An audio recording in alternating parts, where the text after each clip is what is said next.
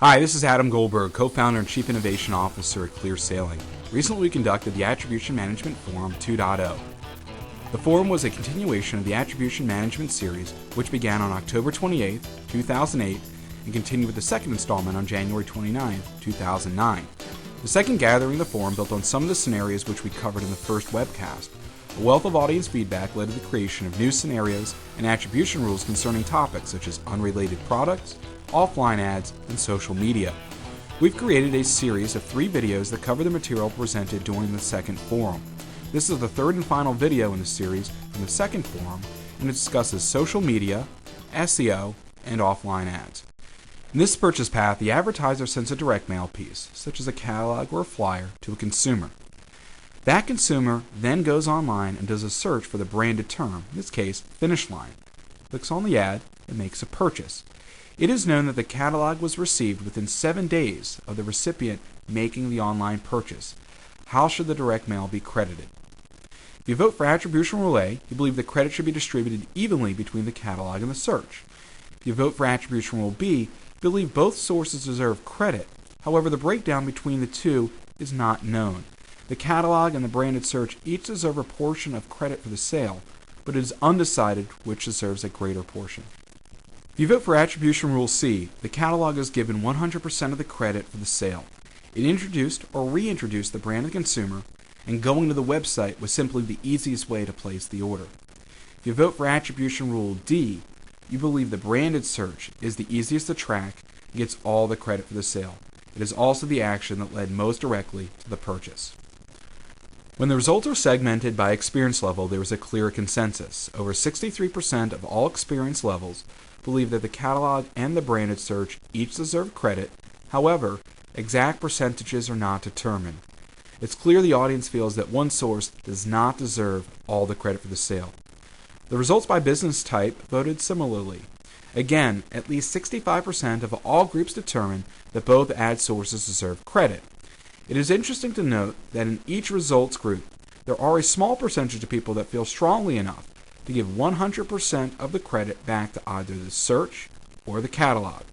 One of the factors that may change votes is knowing whether or not the product sold was advertised or put on the promotion in the catalog or not. In this purchase path, someone does a search for running shoes, clicks on the sponsor link, but does not make a purchase. They refine their search to women's Nike Shox, and this time click the organic listing for Finish Line. No purchase occurs. Then they search for Nike Shox Turbo 7 and click on a paid link. Again, no purchase occurs. Finally, type in Finish Line in the search box, click on the organic link, and complete the sale. How should the mix of SEO and PPC be attributed? If you vote for Attribution Rule A, you believe all the ads and SEO efforts are considered equally important. It took 4 touch points on the website for the consumer to buy, so the credit is divided equally among the 4. So they each are given 25% of the credit for the sale. If you vote for Attribution Rule B, credit is only attributed to the ads, giving the ads 50%, while the SEO does not receive any credit for the purchases whatsoever. And if you vote for Attribution Rule C, you believe all the touch points deserve credit. The reason they typed Finish Line in and clicked on the organic link at the end of the purchase path was simply to navigate back to the site. At this point, the consumer already made up their mind to buy, and the last SEO effort was navigational, and therefore you believe it should be excluded from receiving credit for the sale. When looking at the results by experience level, there's a very narrow split between those choosing to equally credit all 4 instances of search and SEO, and those that credit all steps except for the final SEO effort. It is interesting that no one chose to exclude SEO altogether. One of the questions for audience members to think about is, if you're going to attribute some credit to SEO, how do you put a value on those efforts? One way is to look at the cost associated with the agency that performs a search engine optimization. The different business type groups fell into the same voting pattern as the experience groups. A slight edge was given to equally crediting all 4 efforts. In this purchase path, the consumer sees a tweet on Twitter promoting a discount on Nike Shox at Finish Line that is valid until midnight. The consumer then clicks on the Twitter URL but does not buy at that point. Then they do a search for women's Nike Shox and click on the Finish Line sponsor link.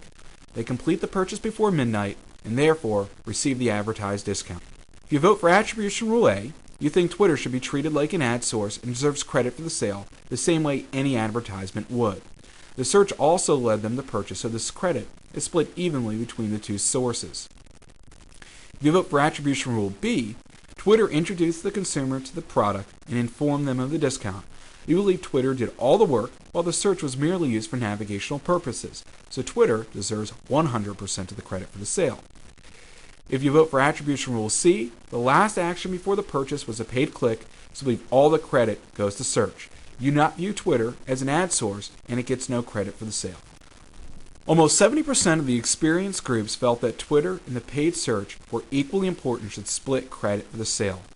It is interesting to see that almost everyone sees Twitter as an advertising vehicle, and only about 3% chose to exclude it completely. The results by business type again align with the different experience groups. Almost 70% of all groups feel that Twitter and the paid search should split the credit for the sale. In this purchase path, a consumer sees a tweet on Twitter promoting a discount on Nike Shox at the finish line that is valid until midnight. The consumer clicks on the Twitter URL but does not buy at that point.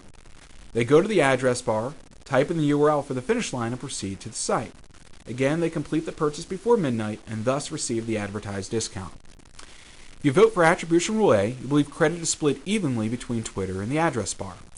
If you vote for Attribution Rule B, you believe Twitter is given all of the credit, either because it's seen as a valuable advertising source and is fully responsible, or because you don't choose to give credit to the address bar. If you vote for Attribution Rule C, Twitter does not get credit, and the use of the address bar implies that it should be counted as a direct visit and a direct sale. Therefore, Twitter is excluded from receiving credit for the sale, and the address bar gets 100%.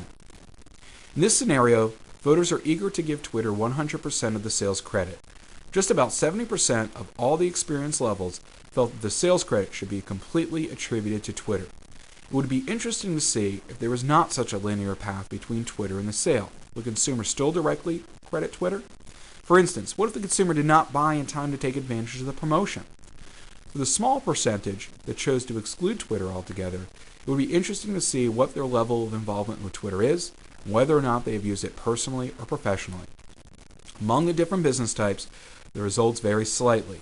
In the agency sector, there is a large divide between splitting the credit evenly or giving it all to Twitter. The majority of those polled, however, still believes in giving Twitter 100% of the sales credit.